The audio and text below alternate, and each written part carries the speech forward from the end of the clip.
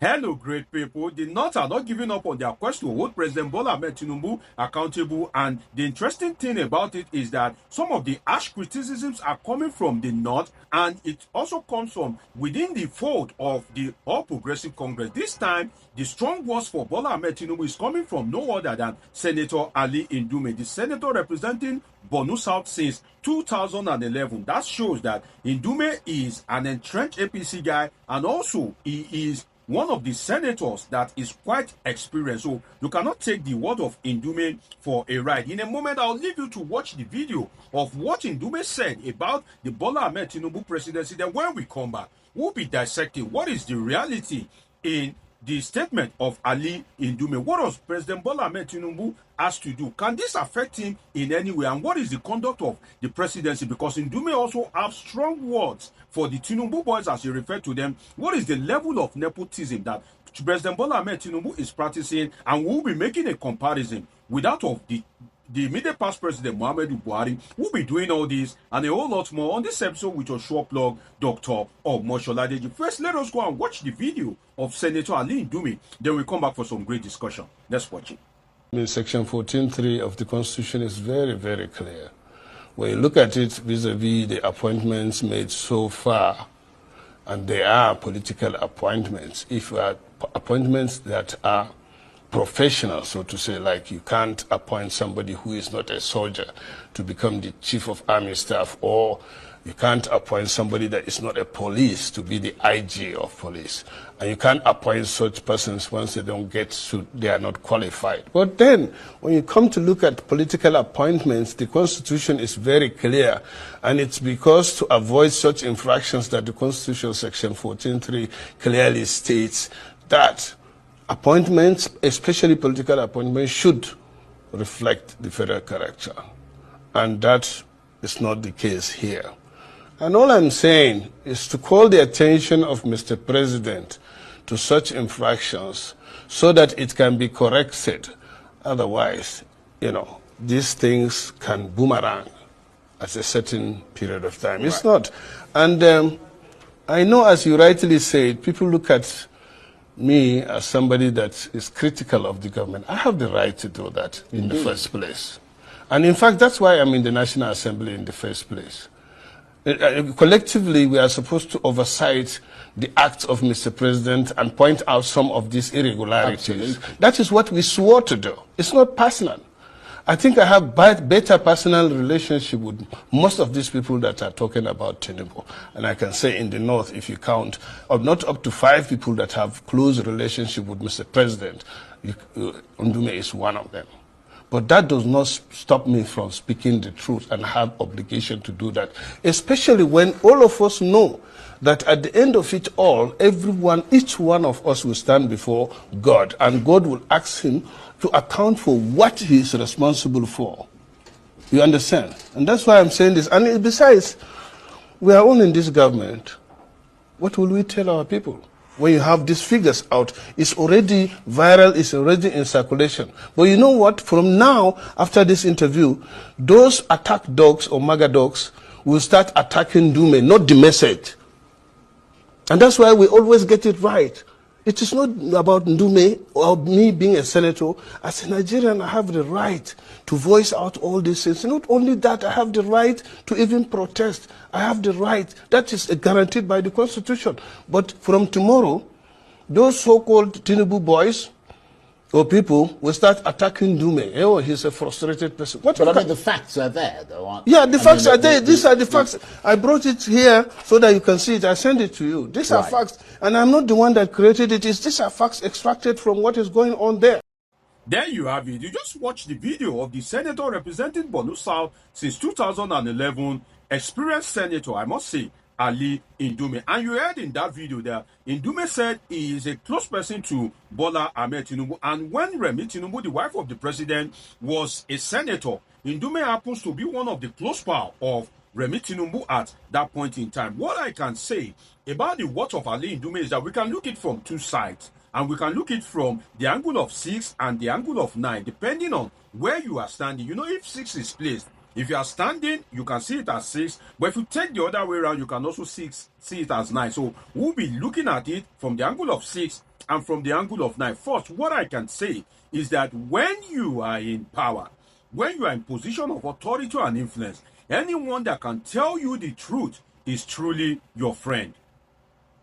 If you look at what Senator Ali Ndume said, majority of what he said is right. Not all what he said, but majority, substantial, or if you like, significant majority of what Ali Ndume said is right. So for him, despite being a member of the APC fold, to be courageous, to be bold, to have the effrontery to call Bola Tinubu to power, it shows that if you are looking for a true friend of Bola Tinubu, it is Ali Ndume, not those hypocritical people around him, not people that doesn't want to give him an honest review.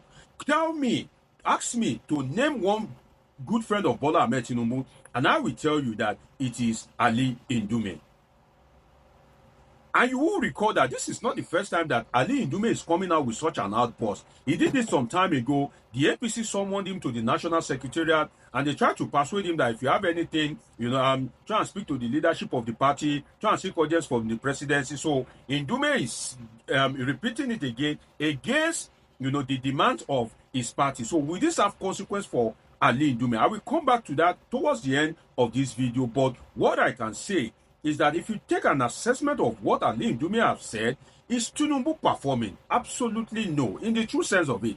Let us be realistic. Forget about all these figures. I've told you before, my ardent viewers, that if you want to know a government that is performing, it is not about the statistics that they roll out. It is not about, the way they run their things. It is about the empirical effect of that government on the masses, not on the rich class, not on the political elite, not on the professional elite, not on the people that have influence and affluence. It is the people that are nobody in the society. That is why you can trust whether a government is performing. But if you may ask yourself, what is the relevance of this government since it's come to power on the life of the ordinary Nigerians? It has been hardship upon hardship, pain upon pain, suffering upon suffering, and the renewal has most likely turned into hopelessness, because people that are feeding before, they could no longer feed based on the level of inflation, the level of the rate of foreign exchange, the price of electricity, price of fuel. Name it. You can name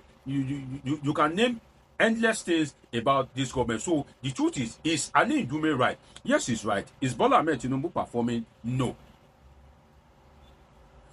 Be that as it may, despite the fact that Bola Tinubu is not performing, let us look at it from the other side. One must not fail to point out the hypocrisy of the northern elite.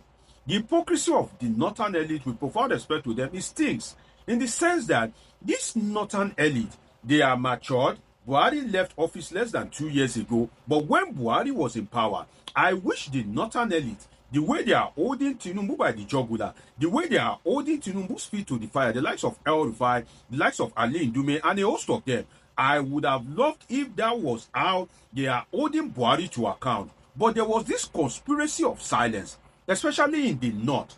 When Buhari was in power, they never said anything. Everything Buhari did was right. When Buhari was sending requests for notes per second to the National Assembly, people like, some of these senators, particularly the northern senators, they didn't revolt against Buhari. When Buhari was appointing most of the key positions, when he was putting his kinsmen, his ethnic men into the key positions in the country, none of these senators, came out to criticize Buhari the way they are criticizing Bola Tinubu. So Buhari himself is the one. We can say that if Bola Tinubu said he's going to follow the works of Buhari, then he is playing out the script in terms of nepotism. So you cannot be a Buhari supporter and come and criticize Bola Tinubu for nepotism. I would not rate you serious, although I would not throw away the message that you are trying to pass across. So why didn't the likes of Ali Ndume speak up during Buhari's time? I would have loved, from the whole of my heart, if the likes of Ali Ndume, the likes of El Rufai, and a host of others really criticize Buhari. But that doesn't rule out the fact that Ndume's assertions are largely true. And I will tell you how it is not totally true. And I said it earlier that they are mainly true, but not totally true. I will come to that, and the time to actually come to that is right now. In the sense that, let us look at it very well. Tinubu is satisfying the interest of a cabal not an ethnic group. And I'll take time to explain this to you. Tinubu is satisfying the interest of a cabal. Now, the cabal now happens to fall into two categories. They happen to be largely Yoruba people, and they now happen to originate from Lagos, because it is not about ethnic group. If you look at it, since Bola Tinubu became president, if you are a Yoruba man and you are watching me, what has been the benefit of Bola Tinubu presidency to your life in terms of the cost of goods and services, in terms of anything that you can name it, the cost of your children's school fees, just name anything, and I challenge you, anything. What has been the benefit of Bola Tinubu to your life? During the times of Buhari, during the days of Buhari, something happened. Buhari was sharing money, and you could see pictures and videos in the north whereby the masses of the north were getting free money.